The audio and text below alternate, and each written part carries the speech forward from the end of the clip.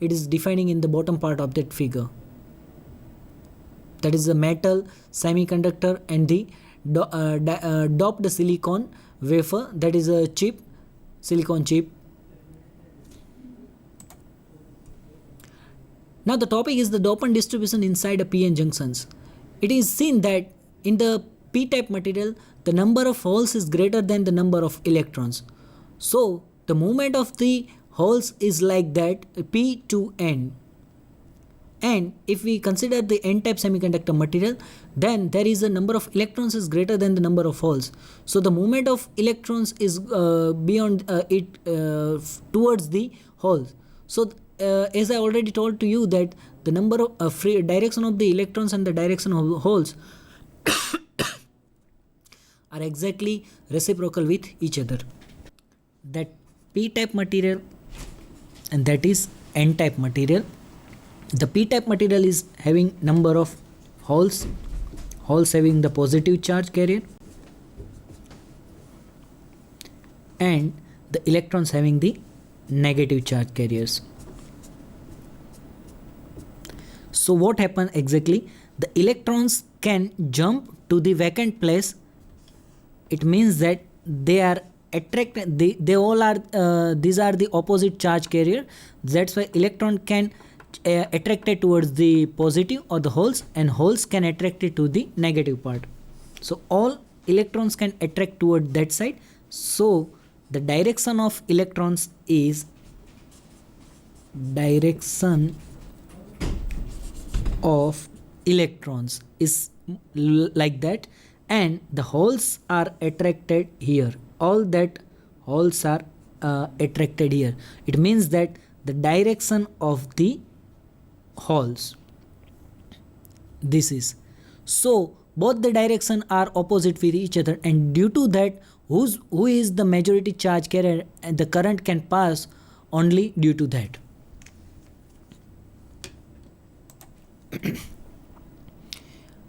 So when you are connecting the p-type material and n-type material with each other, then there is one depletion region become between the junction of p and n-type material, and that depletion region contains the immobiles ions. It means that they are not connecting, they are not attracting the positive and the negative with each other, and they are not take the participation with the covalent bond.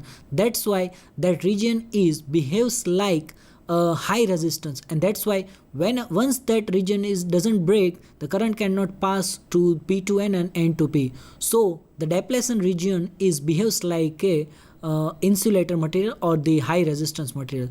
So if you want to pass the current through any junction diode, then you must break that covalent that depletion region. Here we see the depletion region between the p-type material and the n-type material, which contains almost the nil electrons and the nil holes, or we can say that the equal amount of the number of holes and the number of electrons. That's why these are known as the immobiles ion, and that immobiles ions doesn't take the participation with to make the current or to generate the current. So once we have to just to break that depletion region to pass the current to p to n and n to p, or holes from p to electron and electrons from n to p. This is the depletion region. So the diffusion current, it means that the majority charge carriers always diffuse from the higher concentration to lower concentration. So it means that if we make the number of charge carriers inside the p is higher than the inside the n type material, so the slightly the holes are diffused towards the electrons. So the current due to that passing from the device is known as the diffusion current. And if the number of charge carriers electrons is greater than the number of holes, then what happens? The electrons can diffuse towards the n to p. So this kind of current is known as a diffusion current, which is diffused from the higher concentration of the charge carriers to the lower concentration side. The depletion region is also known as a space charge region. Now see one video for that.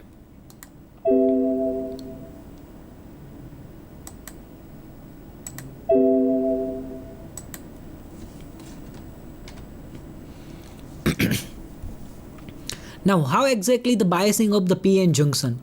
Biasing, it means that by applying the supply to that p-type material and the n-type material.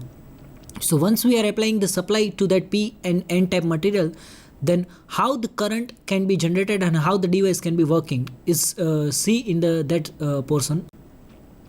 So if we are applying not any zero supply to the device, then there is no movement of the p-type material and the n-type material, or the electrons and the holes. And that movement is not, and that situation is known as the equilibrium condition. It means that both the sides, the number of electrons and the number of holes are same amount. So it provides zero current passing from the device when we are applying the zero voltage to the circuitry. So the figure is that the p-type and the n-type material, there is one two terminals. The anode is connected with the p-type material and cathode is connected with the n-type material, and the connection between p2 anode, that is given with a black symbol, that is known as a ohmic contact, and this is the circuit. So that ID is known as a diode current, and it is always unidirectional. Friend, keep in your mind, the diode is a unidirectional device where the current can passing from only anode to cathode, and VD is the voltage across the diode.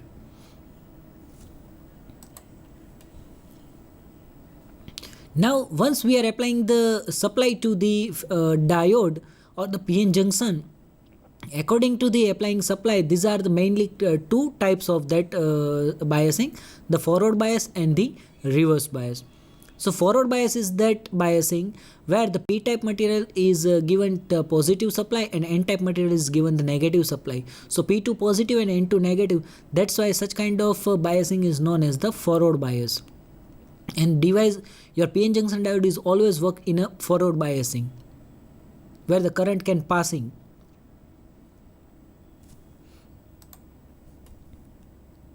See the figure.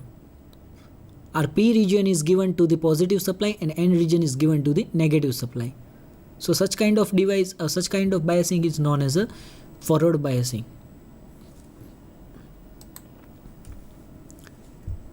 What exactly happened when we are applying the forward bias to the diode?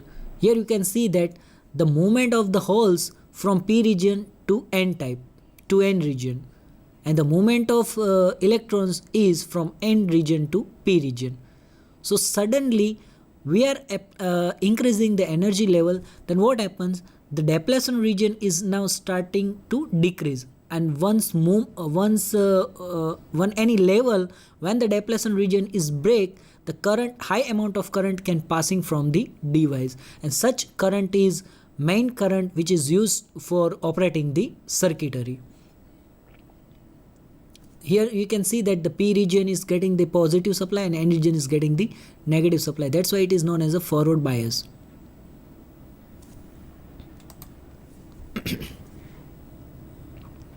See exactly the figure. So once you are applying such kind of biasing, then and then the current can passing from the device, but after breaking the depletion region. And that for the silicon diode, the 0.7 voltage is the practical is the ideal voltage, which is where 0.7 voltage by breaking the depletion region, and in a silicon diode the current can passing from that. And for the 0.3 voltage it is defined for the germanium diode. See the characteristic of the forward bias diode, PN junction diode. It is in the first quadrant. The graph is when the supply is given to the diode and it reaches to the 0.7 voltage, the current is suddenly increased. Just see how it happened. This is a VD and this is our ID. This is our first quadrant, and when you are applying the forward bias, then the characteristic appears in that region. So if suppose that is the breakover region for the silicon, and that is 0.7 voltage for silicon diode, and this is the 0.1, 0.2 around that. So when we are applying the 0.1 voltage, no current can flow from the device. It means that the the p-type material and the n-type material. So the depletion region, that region is very its width is very higher. Once we reaches the point 2 voltage, again the very small amount of current passed from it. It means that the depletion region is somehow decreased. Once we reaches to the point around 5 voltage, then depletion region is again, the width of the depletion region is again decreased, and one again the very less amount of the current can passing from the device, and that current is not enough to make your device into making the on condition. But once we reaches to that breakover voltage, or we can say that the 0.7 voltage, almost the depletion region is break, and by reaching that point current can increase very high. So this is our main current, which is known as a forward current.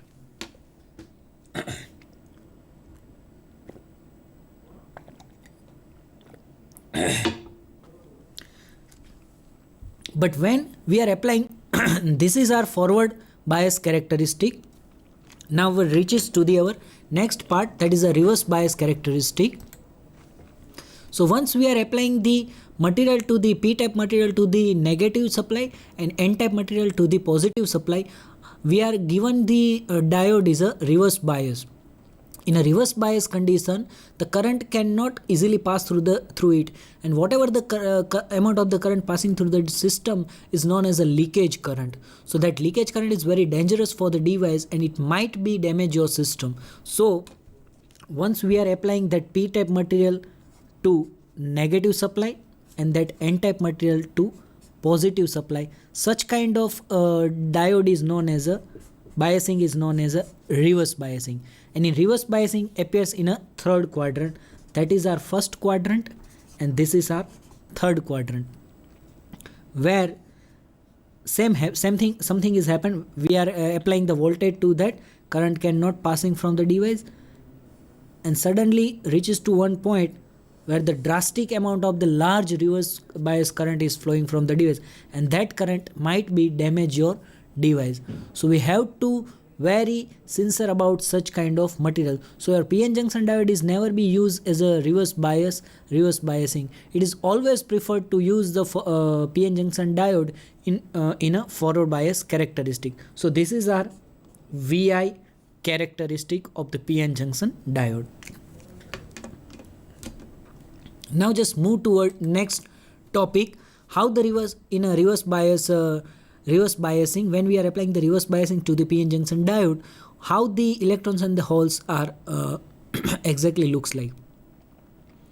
When you are applying the reverse bias to the diode, what exactly happens? We are applying the negative supply to the p type and positive supply to the n type. So friends, the p type contains the maximum number of holes and n type contains the maximum number of electrons. So actually what happens, the holes are attracted to the negative supply and electrons are attracted to the positive supply. So actually when we are applying the reverse bias, the width of the depletion region is increasing. You can see in the figure. In the forward bias, when we are applying the forward bias, the width of the depletion region is decreased. But in a reverse bias, the width of the depletion region is increased. So actually the reverse bias by applying the reverse bias, your device is almost behaves like an insulator, because the width of the depletion region is increased, so no current can flow from the device, and whatever the current is passing from the device is known as a reverse leakage current. And that current, I already talked to you that it's a very dangerous current and might be damage your device. So in a reverse bias, it is the width of the depletion region is wider, and in a forward bias the width of the depletion region is very smaller. See the reverse bias characteristic in a third quadrant, appearing in a third quadrant, and your forward bias characteristic, VI characteristic, is appears in a first quadrant. This is the overall VI characteristic of the PN junction diode. VI characteristic is also known as a voltage ampere characteristic. So this circle out portion is very dangerous for the any device.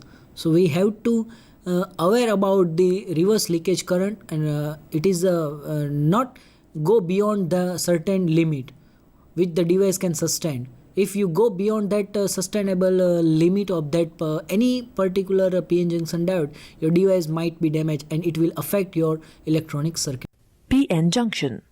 As soon as a PN junction is formed, electrons from N-type material, PN junction and diodes.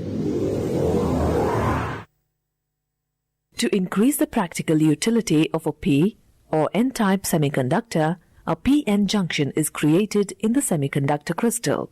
Here, one half is P-type and the other is N-type. PN junction is the arrangement obtained when a P-type semiconductor is joined to an N-type semiconductor. Displayed here is a PN junction. Immediately after it is formed, the P region contains holes which are mobile and negatively charged impurity ions, which are immobile, and the N region contains positively charged impurity ions, which are immobile and mobile electrons.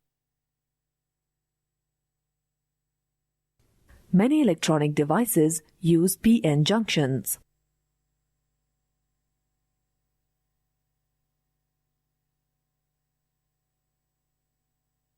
PN junction. As soon as a PN junction is formed, electrons from N-type material and holes from P-type material diffuse into P-type and N-type material respectively. The electrons and holes diffusing towards each other combine near the junction. Each recombination eliminates an electron and a hole. As a result, the positive donor ions in the N region and the negative acceptor ions in the P region are left uncompensated, and this region forms the depletion region. The region of a PN junction containing the uncompensated acceptor and donor ions is known as the depletion region. This region is named so because it is depleted of mobile charge carriers. The holes trying to enter the P region are repelled by the uncompensated positive charge on the donor ions, and the electrons trying to enter the N region are repelled by the uncompensated negative charge on the